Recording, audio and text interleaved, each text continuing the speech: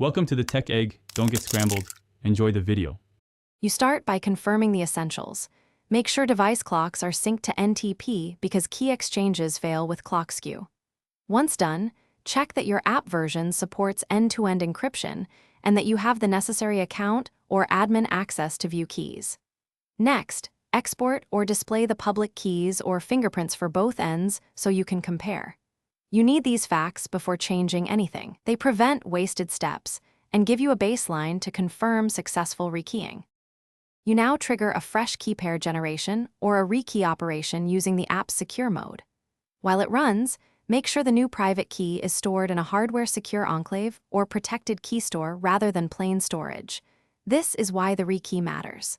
Then examine the channel negotiation logs and confirm handshake completion codes, which indicate successful mutual authentication. If the handshake fails, review cipher, suite selection, and certificate chains, because mismatches there commonly cause. Finish by comparing the final fingerprints over a trusted channel and make sure they match. This confirms end-to-end secrecy.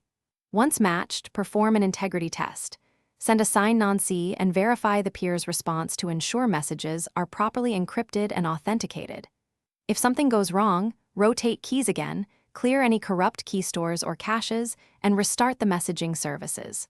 One key troubleshooting tip: if rekey repeatedly fails, isolate network middleboxes by testing on a clean network to rule out interception or protocol rewriting. Thanks for watching. Consider subscribing if I helped unscramble your problems.